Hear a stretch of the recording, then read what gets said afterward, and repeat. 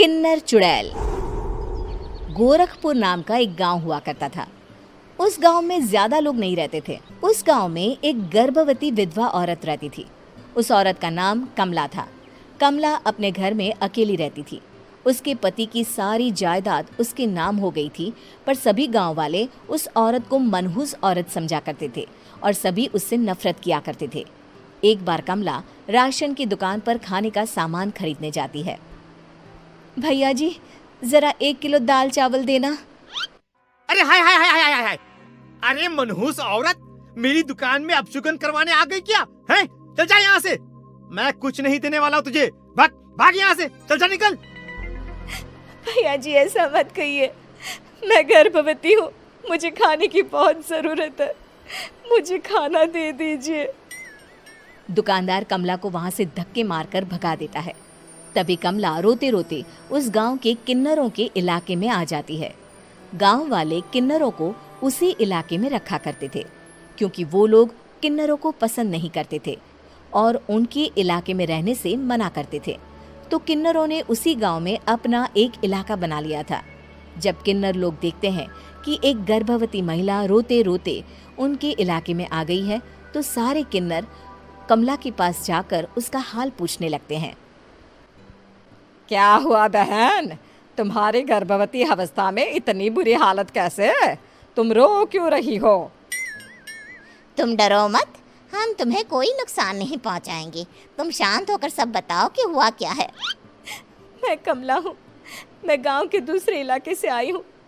2 महीने पहले ही मेरे पति की मौत हुई है। मुझे गांव के लोग मनहूस मानते हैं, क्योंकि मैं विधवा हूँ और गर्भवती भी। वहाँ के लोग मुझे खाने के लिए कुछ बेचने के लिए भी तैयार नहीं, जिससे मेरा गुजारा नहीं हो रहा था। कोई बात नहीं कमला, हम तुम्हारा ख्याल रखेंगे। किन्नर लोग कमला को एक खाली घर में रहने के लिए जगह दे देते हैं और उसकी देखभाल भी करते हैं। कुछ ही महीने बाद कमला अपने बच्चे को जन्म देती है, पर अफसोस, कमला बच्चे को जन्म देते ही अपनी जान गंवा देती है। जब सब किन्नर बच्चे को देखते हैं तो बहुत खुश हो जाते हैं, क्योंकि वो बच्चा भी किन्नर ही था। कमला ने एक किन्नर बच्चे को जन्म दिया था। अब इस बच्चे की देखभाल कौन करेगा? हम तो इस बच्चे को गांव के दूसरे इलाके में भी नहीं भेज सकते। और तो क्या हुआ, इस बच्चे की माँ नहीं रही तो हम इसे पालेंगे। अब ये हमारे इलाके में रहेगा, हमारे साथ रहेगा। फिर वो किन्नर उस किन्नर बच्चे को गोद ले लेते हैं, उसका नामकरण कराते हैं। उस किन्नर बच्चे का नाम शक्ति रखा जाता है। देखते ही देखते शक्ति बड़ी होने लगती है। उसके रंग रूप बहुत सुंदर थे। वो बहुत सुंदर किन्नर दिखती है। एक दिन शक्ति एक किन्नर से पूछती है, माँ जी सुनिए ना, ये गांव के दूसरे इलाके में भी तो लोग रहते हैं, तो हम वहाँ क्यों नहीं जाते? हम उनसे अलग क्यों रहते हैं? शक्ति, क्योंकि वो लोग हमारे जैसे नहीं, वो लोग हमें पसंद नहीं करते, इसीलिए हम उनसे अलग रहते हैं। क्यों? वो हमें क्यों पसंद नहीं करते? मुझे एक बार उस इलाके में जाना है। मैं एक बार वहाँ जाकर घूम कर आऊँ। शक्ति, खबरदार, जो तू उस इलाके में कभी भी गई तो अपनी जान नहीं गंवाना चाहती तो उस इलाके में कभी कदम भी नहीं रखेगी, समझी? इतना कहकर वो किन्नर वहाँ से चली जाती है। शक्ति उस किन्नर की बात सुनकर बहुत रोती है।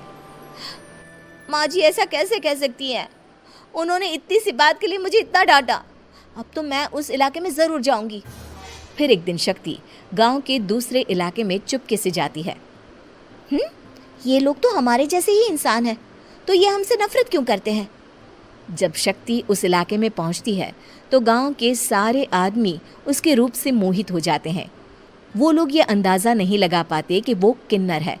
शक्ति की सुंदरता देखकर सारे गांव वाले उसकी तारीफ करने लगते हैं। तभी गांव का चक्कर लगाने गांव के जमींदार का बेटा हर्ष वहां पहुंचता है। हर्ष भी दिखने में बहुत सुंदर होता है। जब हर्ष ने शक्ति को देखा तो वो भी उससे मोहित हो गया, और जब शक्ति की नज़र हर्ष पर पड़ी तो वो हर्ष को देखकर मोहित हो गई। आपको पहले कभी इस गांव में देखा नहीं। इस गांव में आप नए हैं क्या? जी नहीं, वो मैं बस। तभी शक्ति बोलते बोलते रुक जाती है और मन में सोचने लगती है, अगर मैंने इनको बता दिया कि मैं दूसरे इलाके से आई हूँ तो वो समझ जाएंगे कि मैं किन्नर हूँ, इसलिए मुझे इनसे झूठ ही बोलना पड़ेगा। शक्ति हर्ष को कहती है, जी हाँ, मैं इस गांव में नई आई हूँ, यहाँ अकेली रहती हूँ। वैसे आप कौन है? आप भी इसी गांव में रहते हैं? जी हाँ, मैं इस गांव के जमींदार का बेटा हूँ। आपको किसी भी चीज की जरूरत पड़े तो आप मुझे बता देना, मुझे अच्छा लगेगा।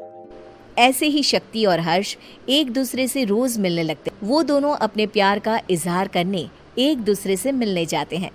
तभी शक्ति का पीछा करते करते एक किन्नर वहां आ जाती है। शक्ति, शक्ति, मैं तुमसे बहुत प्यार करता हूँ। मैं तुमसे शादी करना चाहता हूँ। क्या तुम मुझसे शादी करोगी? हाँ हर्ष, मैं तुमसे शादी करूँगी, पर मैं तुमको अपने बारे में एक सच्चाई बताना चाहती हूँ जो मैंने तुमसे छुपा कर रखी है।